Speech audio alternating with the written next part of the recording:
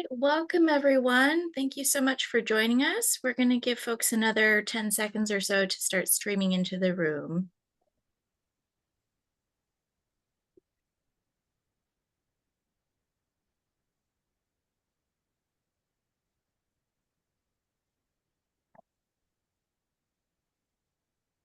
Okay, welcome everyone to the panel discussion, Partnerships and Innovation During a Workforce Crisis. As we step into this important conversation, we're tackling a challenge that cuts across both homeless services and animal welfare: how to innovate and build partnerships when the very people doing this work are stretched to their limits. In 2023, the National Alliance to End Homelessness published a report revealing insights into some of the defining challenges of the homeless services workforce: low pay, high turnover, and struggles to afford their own housing while working in a profession with the intent to end homelessness. It has also long been known that the veterinary profession is facing a mental health crisis, with an acute rate of suicide among veterinary professionals reported as early as 2005. Similarly, employees of animal shelters report high levels of burnout and compassion fatigue. The patterns in workforce well-being across these fields invariably impact the ability for this movement to meet its mission to keep people and animals together while ending homelessness. Homeless services providers often recognize the importance of keeping people and their pets together. Yet with limited resources and many competing priorities, pet inclusion doesn't always rise to the level of urgent enough to act on. The reality is that homeless services professionals are being asked to do too much with too little, facing chronic underfunding, high turnover, and burnout. The same is true in the animal welfare field, where shelter staff and veterinarians are leaving at alarming rates due to low wages, emotional fatigue, and overwhelming caseloads. Both fields are in crisis, yet we are asking them to do even more: innovate, collaborate, and build a more trauma-informed response system that includes the entire family, pets included. In this timely discussion, Joy Moses, Vice President of Research and Evidence at the National Alliance to End Homelessness, and Dr. Kwane Stewart, veterinarian and founder of Project Street Vet, will explore the systemic workforce challenges in their respective fields, what long-term solutions are needed to strengthen these essential professions, and the immediate interventions that could empower providers to implement innovative partnerships and programming. So I would like to thank you both, Joy and Dr. Kwane, for being here with us. Hello, thank you for having us. Hello, Yes. everybody. Thank you, and hello, everyone. So I think people, no matter where they're coming from professionally or personally, can quickly understand the challenge of homeless services and the homeless services workforce. The challenges of the animal care and welfare workforce are less broadly well understood.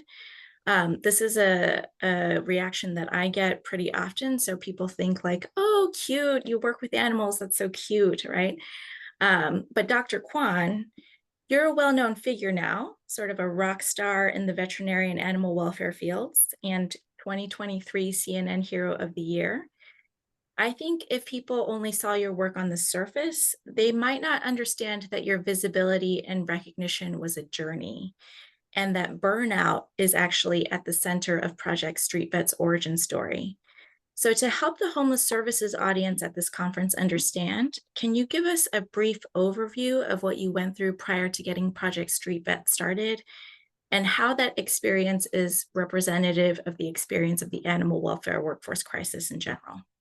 Yes, I'm happy to. I love telling my origin story. I'll tell it quickly. I think there's probably a good handful of people who've heard it before. But when I was a little boy, I wanted to be a vet or a superhero. So origin stories are my thing. The superhero thing didn't work out. But I there was a time in my career, I've been a vet now for 28 years. And in 2007, I took the role of county veterinarian, basically just a glorified shelter vet in Central Valley, California. Because it timed out over the recession, it was an awful time to be in shelter work. People were just dropping off their dogs and cats. When people suffer economically, it trickles down to the animals, of course. And we were doing an excessive number of euthanasias by 10 a.m. every day. And 3 years in, I was going to quit. I was sitting outside of 7-Eleven and I was rehearsing my resignation letter. I was going to go in that morning and tell the director. Uh, I walked into 7-Eleven. It was my pattern. I got my coffee. And as I walked out, I saw an unhoused man and his dog to my left, right outside the storefront. And the sad part of the story is I had seen this gentleman probably 4 or 5 times before and walked right by him before. But on this day, for whatever reason, the mindset I was in, I stepped over, and as I got closer, I could see his dog had a really bad skin condition on the rear. And as I got even closer, I could tell it was just FAD. It was just a really bad chronic case of fleas. And the dog's rear looked like a burn victim. The hair was gone, the skin was infected and red and bumpy. And I just took a knee and I said, I'm Kwane Stewart, I'm a vet, and I see your dog has a skin issue. And he was just desperate for help. He said, yes, she's been like this for months. She's suffering. I don't know what to do. I don't have any money. And I said, well, if you're here tomorrow, I'll return with something that works. And it took me back to the shelter for one more day. I did not quit. I stole the $3 flea treatment that I brought back the next day to him. I treated the dog. It was 5 more minutes of my time and $3, a $3 flea treatment. And I saw that same man and same dog about a week and a half later, and the dog was transformed.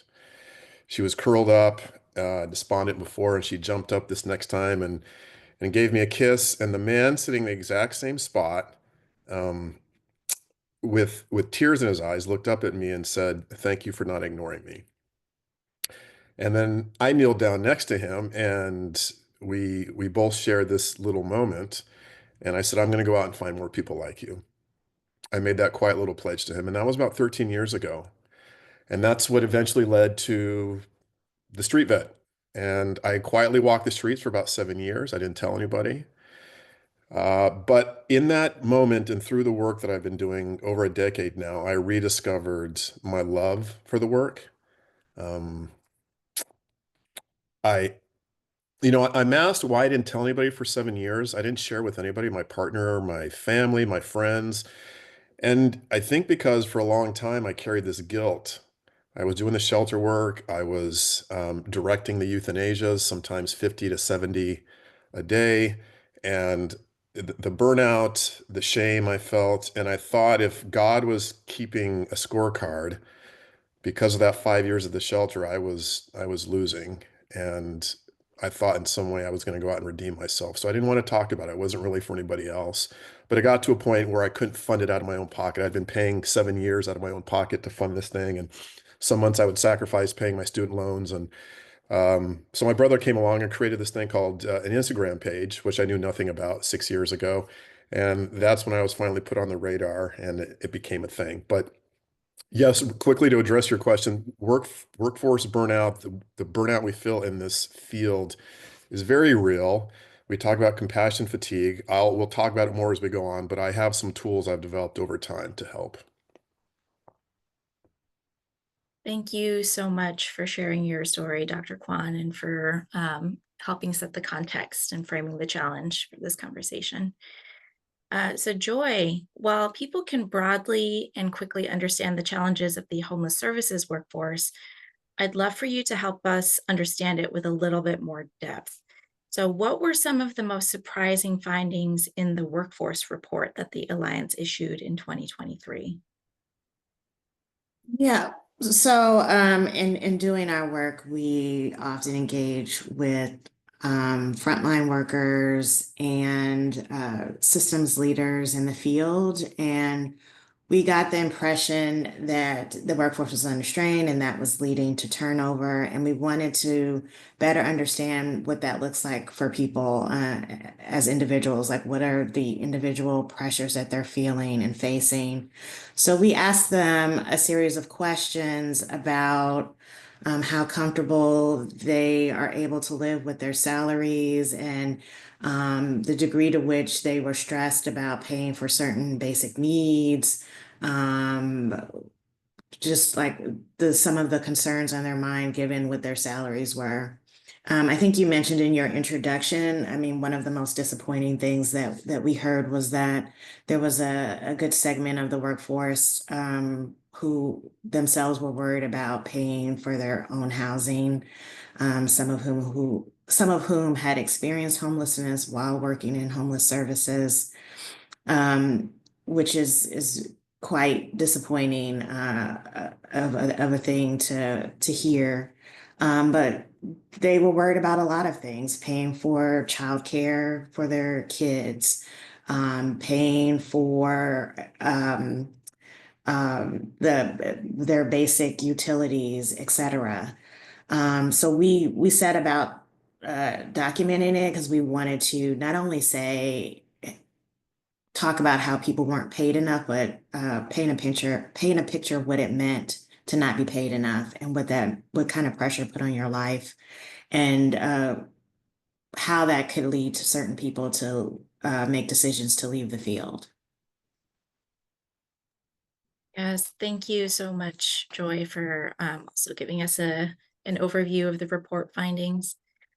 So also for you, Joy, why do you think keeping people and pets together often falls into this category of important but not urgent for homeless services providers? And what would it take to shift that perception? I mean, our folks who are doing work in the field, they are often, in most cases, working with limited resources. They have more people that they're trying to serve than housing placements. We did sorry, I'll just mention another project that the Alliance worked on. We had recently released a report indicating that only 16% of people who are served in shelters are able to get some sort of housing placement from homeless services providers. I say that because I want to make sure that everybody understands the degree to which they are under-resourced. And so they're trying to make miracles happen at times with what they have as far as getting people into housing. And so sometimes when they're so focused on getting people into shelter or getting people into permanent housing, that's it. Like, how can I get this person or these people a placement? And there there are issues that sometimes they aren't as focused on, and this, of course, is one of them. I'm not trying to make an excuse, but that is a reality of the pressures of their jobs. Yes, thank you. So you mentioned the funding constraints and that they're often doing way too much with too little. And we often hear about funding constraints as a reason workforce conditions don't improve also. So this question is for both of you. What's an overlooked or unconventional way organizations could invest in their workforce without massive new funding? I'll jump in. To give some context here, and I was telling you this, Christine, before we jumped on uh, the live chat. I don't draw any money from my charity, so I volunteer my time, everything I do, and it has been since I started the charity. In fact, I was coming out of pocket quite a bit of money in the beginning. We're pretty well resourced now, but I volunteer my time, so I have a day job. My day job is with Netflix. Surprisingly, there's a role that I've carved out at Netflix for animal safety and safe handling of animals on their film sets. So they will sometimes put me on set, or a lot of times I will Zoom with their directors and producers and just simply, and a lot of it's common sense, but they just want to hear from an expert on what they should or shouldn't do with respect to animal safety. Where am I going with this? The Netflix building. So if you've ever been in LA and you're driving on the 101 freeway, right off the freeway, you see this big, tall, beautiful building, and it's the Netflix building on their campus, in their buildings. It is, and I've worked in many places. I'm 54. Look, I started working at McDonald's when I was 15. So I've worked everywhere, all around the Netflix building. And you'd almost expect this. They're well resourced, but it is the most comfortable, enjoyable place to work. And really, it's pretty simple. They have snacks and food available. They give you breaks when you want it. They empower you to rest if you need it, to get up and walk around, to go up and get a coffee. And the investment isn't that big, but you find that having the freedom to work as you want, to get a coffee or a snack when you want, to get lunch when you're ready. There's something about that that I just really enjoy. Maybe that's because I was a very poor college student for 9 years and couldn't afford food. And so food rewards like a dog really do something for me. But that's just one simple thing I'm going to stick in your cap that for your employees, sometimes burnout comes because you are grinding for 4 or 5 hours at a time. Your blood sugar drops, you're hungry, you get irritable. You do that day after day after day, and you really just get tired of it. But if you give your people some breaks, you encourage them, you thank them, I'm telling you, that goes a long ways. Yeah, thank you, Dr. Kwan. How about you, Joy? Sure. We hear different things from some of our colleagues in the field. One of the issues is just the stressors of the job, the emotional toll it takes. And so there are emerging models around creating peer support groups in the workplace.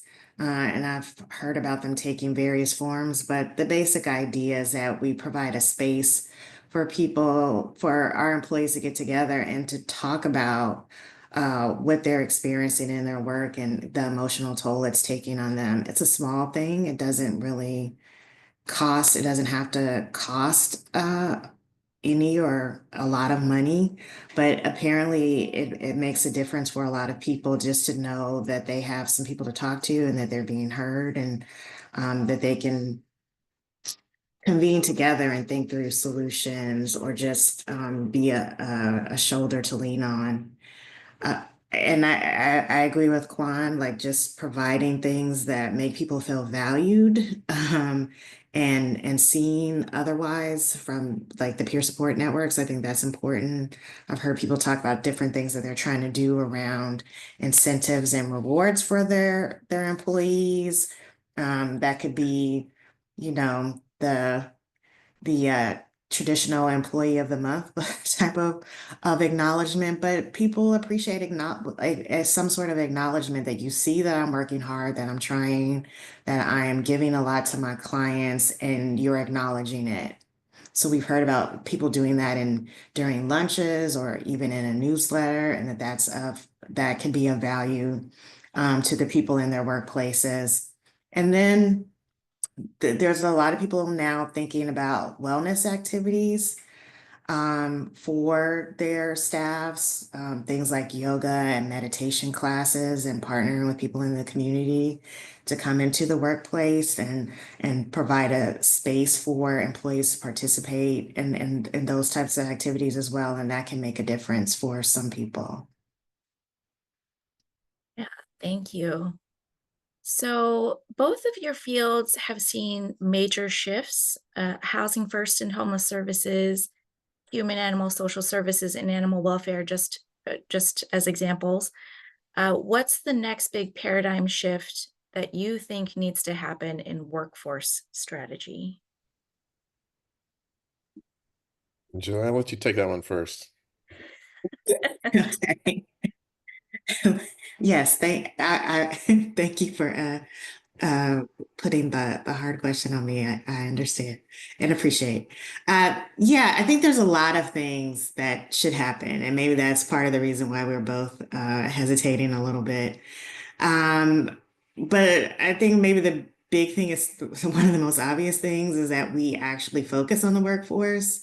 I don't think there has been a sustained focus on people doing work within either of our fields or any other fields that have to do with that are important for social reasons or society.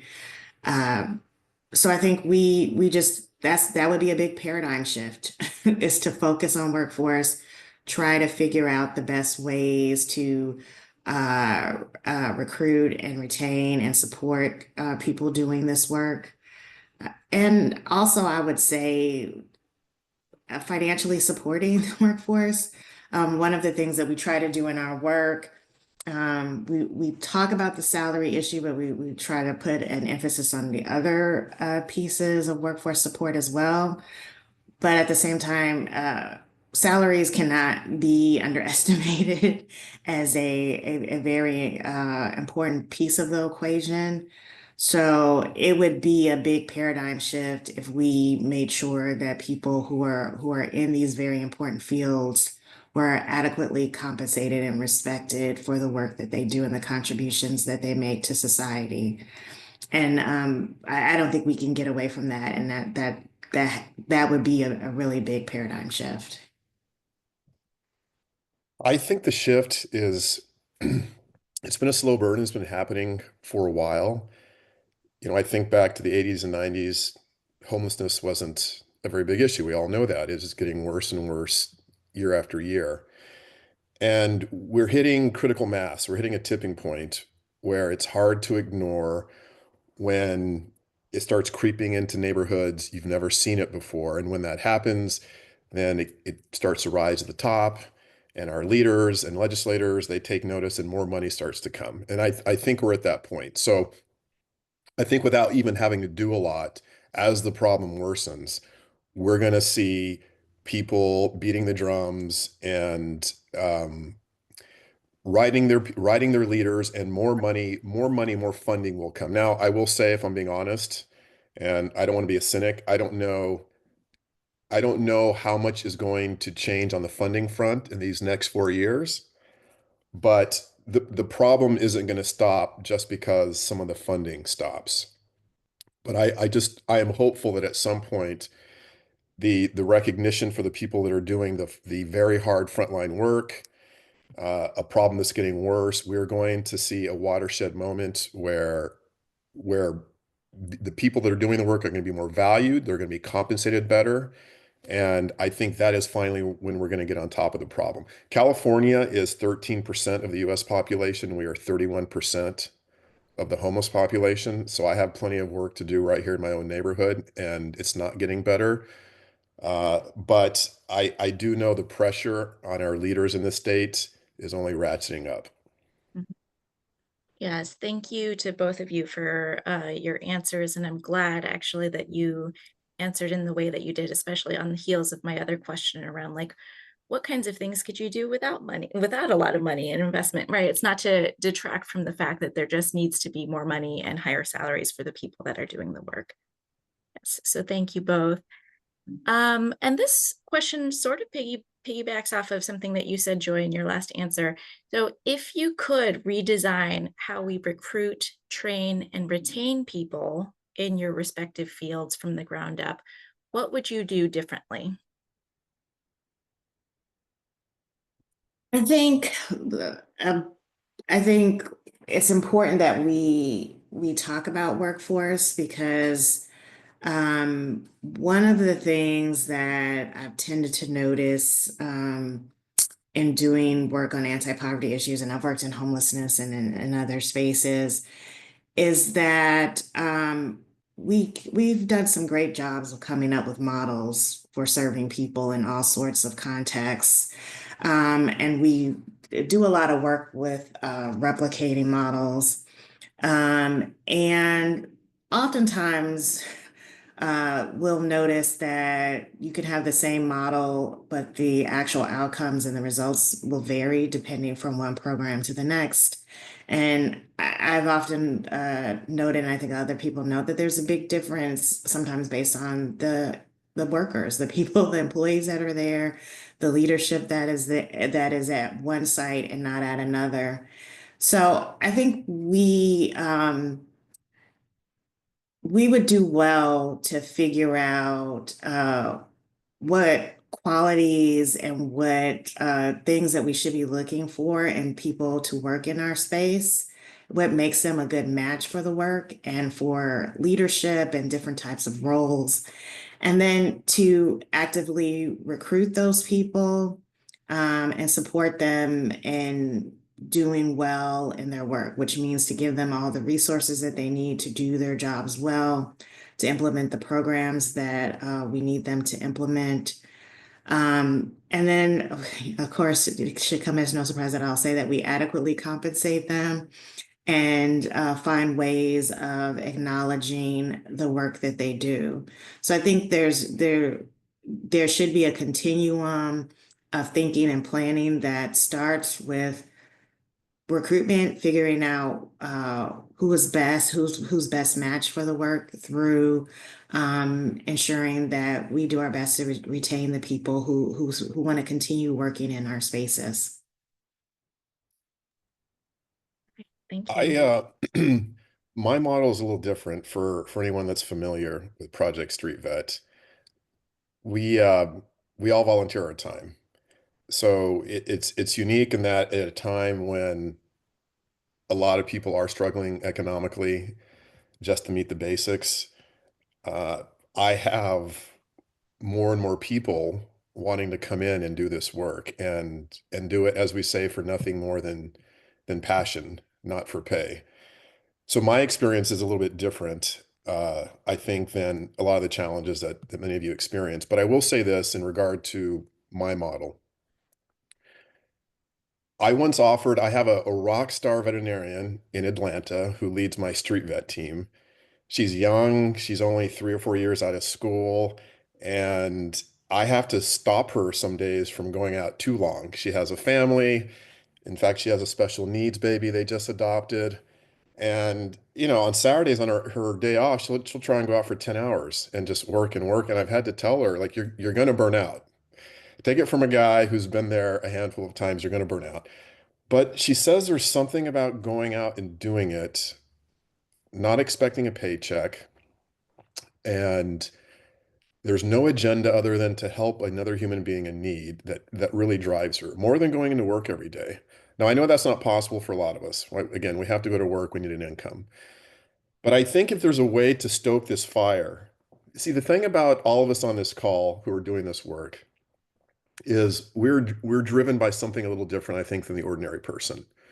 And I don't want to disparage my physician counterparts, but my best friend's an ER doctor in Portland.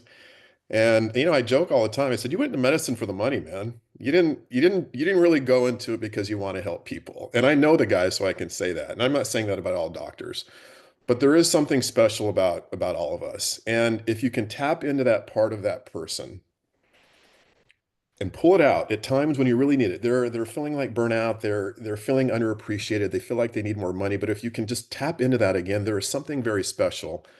Uh, Dr. Schmidt, by the way, I've offered her money and she's refused. She says, if I start taking money, it's not going to feel the same.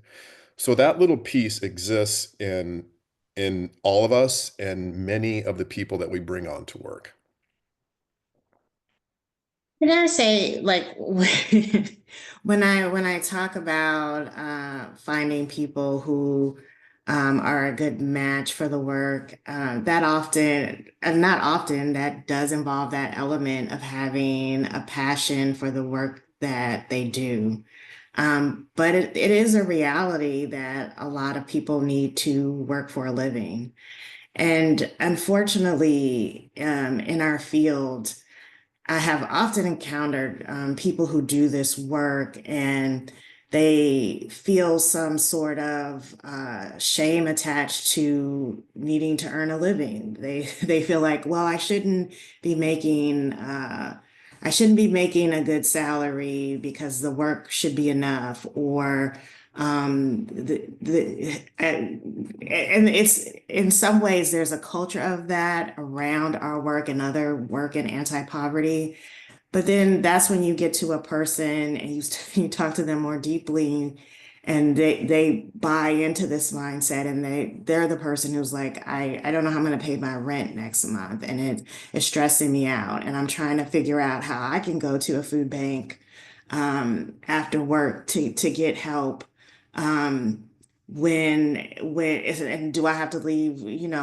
I have to leave work to do these types of things. That is not a sustainable workforce, and that is not the type of respect that our workforce deserves. I don't think that people should feel guilty for wanting sustainable, or not wanting, needing sustainable wages in order to maintain their living and to take care of their families. I think there's been a history of people, I think part of the reason that these attitudes existed was historically we had people in this field who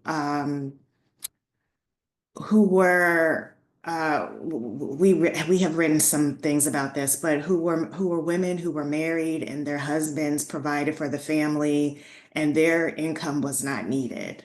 That's not the same paradigm for a lot of people today. They are in two earner households where both earners' dollars are needed. There are people who are single and living alone or single and raising kids, and their money, their income is needed in a way that has not been needed historically.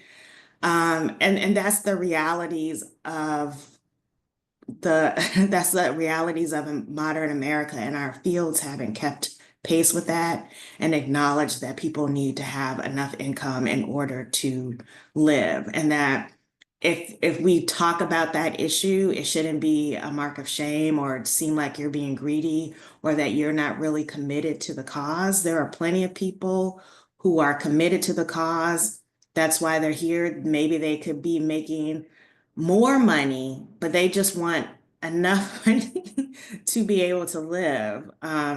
I certainly know many people like that. That does not make them a bad person. And sometimes we have to tell them that does not make you a bad person to feel like you should be able to have living wages. That doesn't mean that you are less committed to doing this work, that you care less about the people that we serve, that you are too self-centered. Um, it doesn't mean all of those things, that it just means that the realities of the world in which we're living in have not kept up. Our field has not kept up with the realities of the world in which we're living in, and old paradigms of how people should be paid, how much they should be paid, do not apply anymore. And we have to deal with that reality. And that is not something that you should be ashamed of. Yeah, thank you so much for that, to both of you. But Joy, what you're saying is really ringing true of a story that we heard on day one of this conference. We had on somebody who's well known in the animal welfare fields, Lori Weiss. She's the founder of Downtown Dog Rescue, and people often call her. She's been in this field for a long time, working in kind of highly impoverished neighborhoods, providing animal care, and um, she was saying this exact thing. People often describe her as a saint, and she actually really dislikes that. And I think it's a little bit in line with what you're saying, in that, like, you know, sure, it's her life, but it's also her work. And people deserve to be paid and to be able to have their lights on and eat food and pay for a place to live. And just because she's doing good work and the people that she employs does good work, that it doesn't mean they don't deserve all of those things. All right, so for both of your fields, both of your fields are being asked to innovate and collaborate more than ever before. What's one unconventional or unexpected partnership model that you've seen work really well? And I'll start with you, Dr. Kwan. Well, I don't know that I would say it's unconventional or unexpected. I I recall when I first started doing this work and I was trying to network with other people doing something similar, Lori Weiss being one of them, by the way. So we share a similar zip code. She's in Skid Row. I'm in Skid Row most of the time. But Steve Jobs once talked about his youth when he was trying to start the company. And he realized that if you this is back in the day when you pick up a phone, which I still think is the most effective way to do this. I don't know if it has the same uh, cachet or draw when you're emailing, but he would pick up a phone and he would just ask. He tells a story where he once called up at the time the president of Hewlett Packard and said he needed some old parts to build one of his first computers. And he said, "Yeah, sure, not a problem." He somehow got his number just out of, remember the old phone books. He found his number in the phone book and called him and said, "Hey, I need these parts to build a computer." And called him, and sure enough, the parts showed up. And soon after that, he gave Steve a job. So I think there is something to just this old world way of trying to connect with somebody, either in person or on the phone. and just asking. And if you do that, you'll find oftentimes people will agree or come on board.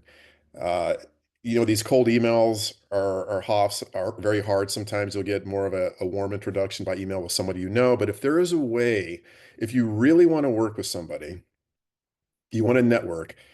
Again, I'm just going back 20 years. That's why it's not innovative at all. If you can just find a way to get in front of the person that you really want to work with and build a bridge to and have a conversation, it can go very, very far. I know you could probably ask 10 people and you get 10 different suggestions, but I'm just telling you, for me, what's worked for me is building a connection because life is all about human connections, just finding a way to connect with another person and ask what you need. Yeah, I love that. Thank you so much, Kwan. And that's something that's been on my mind as I've been thinking about, this is the 5-year anniversary since the COVID shutdown, and just like the power of in-person connection, and that we all committed to doing more of this, of more in-person, kind of more spending time with people we care about, building relationships, after the pandemic. And I just sort of am reflecting on that and thinking about whether or not I made good on those commitments that I made to myself. I will Uh, just quickly add, by the yeah. way, before Joey jumps in, this generation, and I can joke about them because I have kids who are in these younger generations, they are really losing the ability to do that. Mm. They have a hard time. So if you're in your 20s or 30s and you can stand out in that regard, right? You're just a much better communicator. You're willing to sit there in front of somebody and speak, say yes, sir, yes, ma'am, have a conversation, be polite. I am telling you that hits somebody's radar so hard these days. Mhm. Yes, thank you. So for you, Joy, same question. Uh, what's one unconventional or unexpected partnership model you've seen work well? I guess the first thought that comes to mind for me is also may not be terribly surprising, but I think there's some useful partnerships happening with universities and with students who are learning social work or learning other useful or pursuing other useful courses of study, being partnered with uh, providers, and they are contributing their labor to their workforce. They're contributing their talents. And then other things that are growing and that we would like to encourage and enhance more, that draw in people with lived experience and supporting them in uh, contributing to the work as well and to the workforce. And to a certain extent, getting to the training that they need to do that. There is a fair amount of evidence that suggests that people who are peers can play a very big role and can be a big role in successful programming. So, to the extent that we are drawing on those types of resources for the workforce, I think that that's very helpful. Thank you. So it looks like we are actually close to time. So I'm going to skip over to the call to action questions that I have for both of you. If we reconvened in 5 years, what's one metric you'd want to see improve in your field's workforce health and sustainability? I'm waiting for Joy's answer. She's gonna have a good one here. I think it would be good to see improvements in the number of people in the workforce in relation to the number of people experiencing homelessness. So staff to client ratios is a thing that we tend to talk about a lot. And I think there's work to do in perfectly defining that, but ideally you have enough staff to serve the number of people who are in need of assistance. And of course, we always say that you also have enough resources to serve them as well. Yeah, mine's similar. We just like to see the attrition slow. People come into this with good intentions, big hearts, and because they're not paid enough, They don't get the recognition. At times their work isn't seen as important as other areas of work in some of these fields. I just like to see that change. Again, it's so disheartening, and I'll just speaking strictly about the veterinary field. You see this, 19, 20-year-old person come in and they have big dreams and stars in their eyes and they just want to help animals, and they get in the field, they're trying to be an assistant and maybe work their way up to technician, maybe with the hopes of being a vet, and they just see the grind. They feel the low pay at times, they're underappreciated, and then they just drop out. But those are the people we want to keep in, right? Again, it's the people with the passion it's hard to find. And if you can take care of them, treat them well, pay them well, then you really have a vanguard for life. So yeah, the attrition, there's a lot of things around the attrition, obviously the pay, as I said, but I hope that changes dramatically in 5 years. Thank you both.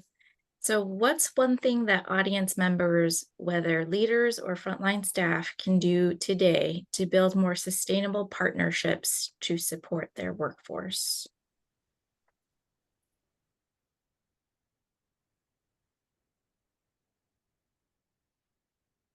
Joy's about to say something. Yep. I think we've said a lot. I was very convinced by what you said about just being able to reach out to people and talk to people. I do think that is important. Um, and I guess just creativity and just thinking about, a lot of people have done some great things because they were creative in who they thought to reach out to, and they weren't afraid to do that. So it's always good to hear new ideas about who can be involved in the work. I want to share this is something that I mentioned during my presentations. This little neurotransmitter that all of us have heard about called serotonin, and how important it is for our overall health and longevity, more important than dopamine. What's interesting about this neurotransmitter is you get a big boost of it when you are giving an act of kindness. So you're doing something kind for somebody else, serotonin hit. If you're the recipient of an act of kindness, you get that serotonin hit. But the cool part is if you're just observing an act of kindness, you also get the same release.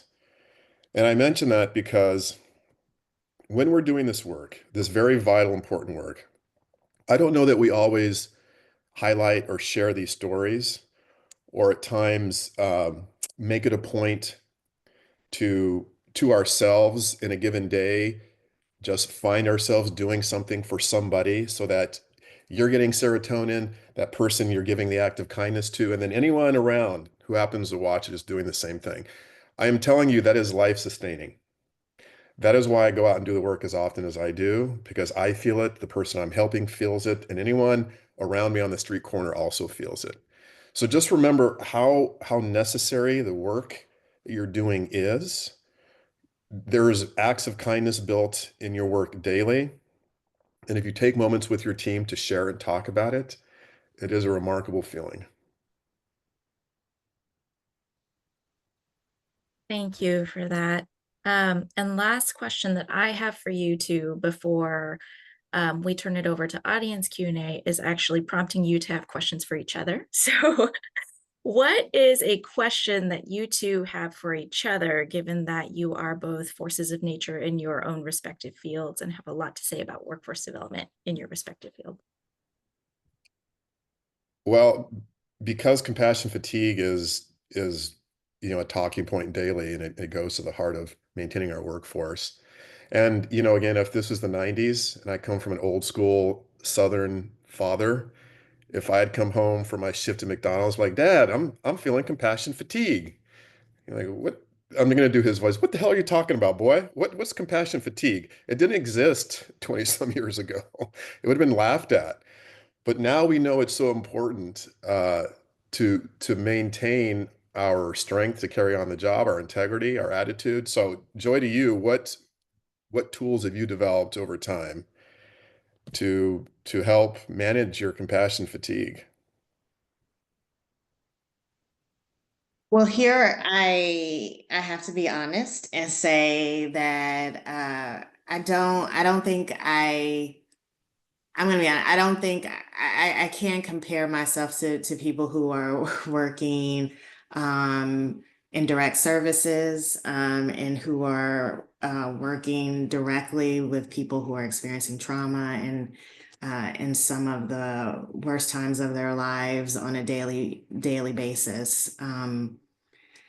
I have a compassion for those people who are doing that work, but I don't think I fully understand it. But I hope that we can, through our organization, provide spaces where folks who are experiencing those challenges can find a voice for what they are experiencing and can find support and uh, hopefully we're creating spaces where we can help find solutions. But I have to acknowledge that I'm not fully in that mind space, although I appreciate those who are. Um, And I guess a question that I might have for you is I guess over the course of doing your work and some of the issues that were brought up earlier about the concerns that maybe the stressors on providers, are there things that you would like to for us to communicate to our field about how we should think about pets? Um, I suspect that maybe, you have uh, you might have a more persuasive way of talking to them about that, and I think it's good to hear from you, like how we should talk to them about it. Yeah, I could give a long dissertation on this. I wrote a book about it. The Okay. importance of pets in our lives, and particularly for those on the streets, because really the long and short of it is they're a lifeline to these people. And I during my acceptance speech for the CNN award, which I did not have planned because it was sort of like the Oscar moment. We didn't know who was going to win. Of the 10 finalists, my name was announced. I stepped up to the podium in front of live TV and celebrities and the whole world watching, and I just spoke from the heart. But in that speech, I told a story about a man I'd met on the streets, and during the course of me examining his dog, he shared with me, sort of nonchalant, almost in passing. He wasn't asking. He had mentioned he hadn't eaten in almost 2 days. And it was nearing my lunchtime where I'd take a break, and I just asked him if I could get him something. And so I came back with a sandwich for himself. For me, obviously, we started to eat. He opened it up. It was a sub sandwich. He opened the wrapper and he tore off a corner of it, and he ate it. It was just a piece of bread, really. He ate it and he gave the rest to his dog. And when I asked him why he did that, he said, "Well, she hasn't eaten either." And it reminds you that when you're willing to sacrifice something like that for another living creature, when you yourself are starving or suffering, how important these animals really are to them. And I've seen it play out time and time again when someone is offered their golden ticket comes up, they're offered housing, temporary housing, or permanent housing, and they'll say, I'm not going in if you don't accept my dog. So I don't know if I need to share more than that to really express how important these pets are to a lot of these people. One last thought. There was a man I remember, his name was Walter. He rescued this little puppy from a dumpster. He named the puppy Dinker. Dinker at the time was about 6 months old. When I met Walter and Dinker, Dinker now was 7 years old. Walter was really a lifetime user. Various drugs, from coke to meth, to marijuana, to alcoholism. The reason why he could get into a house, he couldn't keep a job, is because of his addiction. When he found Dinker, he said within a week of finding and caring for this puppy, he went clean and he hadn't drank or used a drug in the better part of 6 years. And he said Dinker to him was more important than any therapy session or any pill he'd ever taken. So they are a foundation for a lot of these folks and life changing. Thank you to you both, and thank you for closing us out on that really beautiful story, Dr. Kwan. The Q&A box is very full, so I'm going to launch right into the audience Q&A for you both. So first question, Dr. Kwan, I participate on the Philly team for Street Dog Coalition because there's no Street Vet, Project Street Vet team in my area. I love volunteering and helping pets. I live in New Jersey, an hour away from Pennsylvania. Can we start a street vet project team for New Jersey? How can we create plans to find volunteers for a New Jersey street team? I would love to do that. And I would ask you just to reach out to me directly. You can do that through our website. My email is there, and the emails do come to me. I'm getting a lot of requests, obviously, from around the country to do something very similar. And what I need, we're in about 6 or 7 cities now. What I really need is sort of a grassroots uprising in one community to establish a new street vet team there. Meaning, I need to know there are enough volunteers, enough veterinarians, enough support that I can launch and be there. When we launch in a city, we don't do one-offs. When I give service in a city, I want to be able to say, I'm here, we're here, reach out to us for rechecks, for more care. So I just need to know I have enough of a base. And if you think there's enough of a base to start one there, I have the resources to do it. So reach out and let's talk about it. Wonderful. Thank you, Dr. Kwan, for that response. So this question is for both of you. I'm hearing these speakers name a lot of individual responses to this issue, but I'd love to hear more about systemic change. I think this is part of a larger affordability crisis that we're facing nationally, and ways to consider addressing it would be very helpful.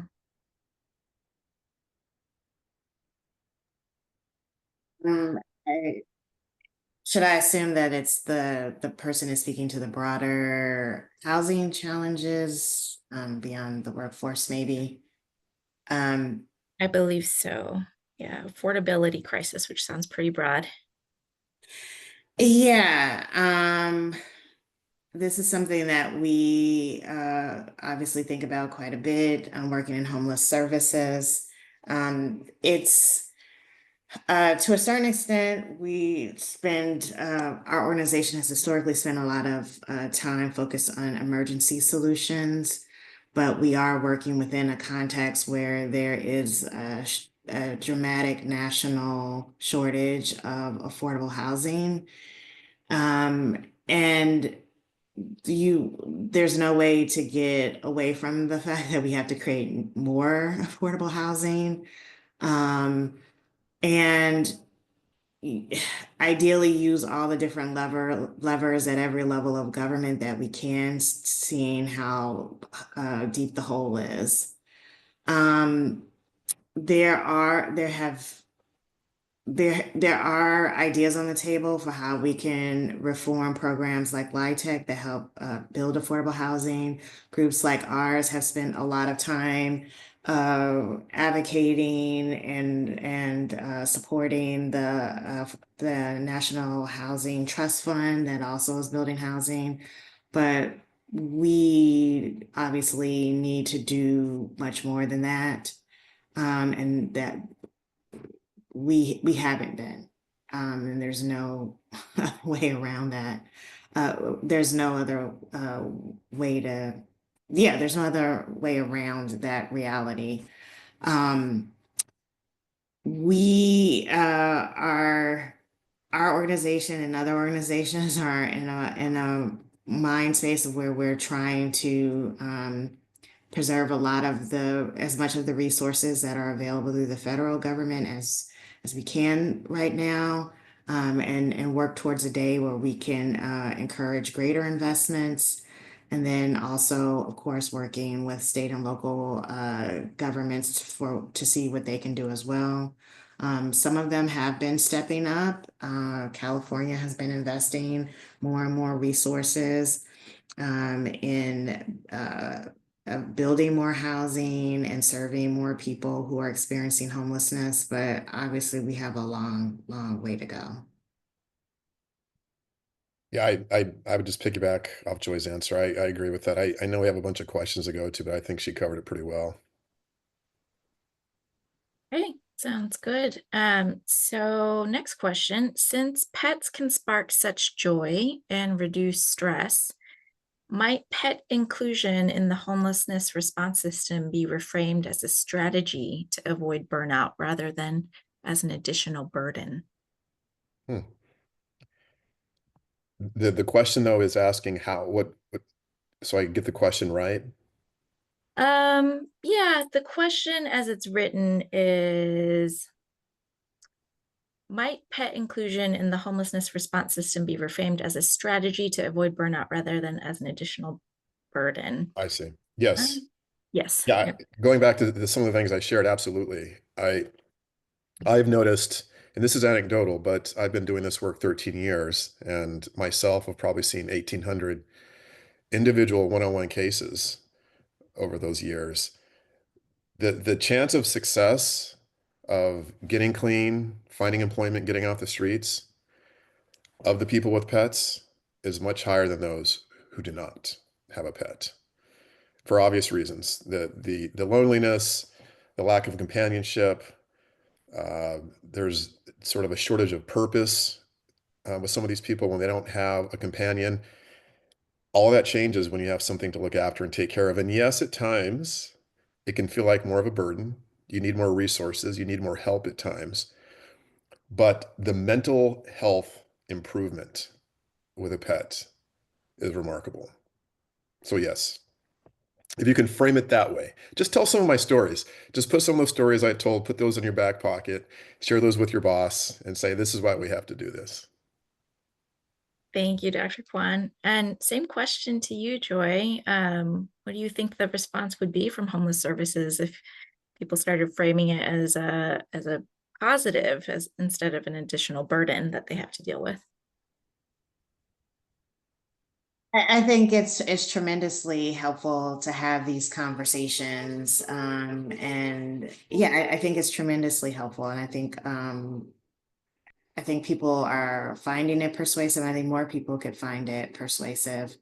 Um, yeah, definitely. So that's a way to go. So this question is for Dr. Stewart. Dr. Kwan, what key strategies or best practices would you recommend for creating a long-term sustainable program to support homeless pet owners living at safe sleeping sites and other transitional housing in collaboration with the existing agencies and programs like yours? I am a field training humane law enforcement officer with the San Diego Humane Society right there in your backyard. Yes. Well, they mentioned safe sleeping. We're doing work at some of these safe sleeping centers. These are big encampments that are funded typically by city funds. It gives people, again, as it states, a safe place to sleep, store their things, and we're doing more and more work there. And the model, for something like this to become successful, you need a beta test it, which is what's happening in San Diego, and you need to see some success, which I think we're seeing. And when that happens, then the citizens and the leaders in the city start to rally behind it. And we're starting to see that. So I think more money is going to pour into this. Again, it gives people, when you're alone on the streets, the the safety issue, and we're seeing more and more women on the streets, the solitude is very difficult. And when you can put people together and build a community, then again, you start to see something happen and something change in a very positive manner. So yes, what I've been doing is writing letters to the leaders and putting my time and effort. So I'm showing up to these places and doing the work myself, rolling up my sleeves, and then I'm telling the stories. And if more people are doing that, showing support for these things, rather than, it's always easy to find a negative. Well, the safe sleeping center near me, there's noise or sometimes there's trash left out. But if you're more supportive of this, knowing that this is working towards a solution, we're going to start to see more of these, and I think it's a good thing.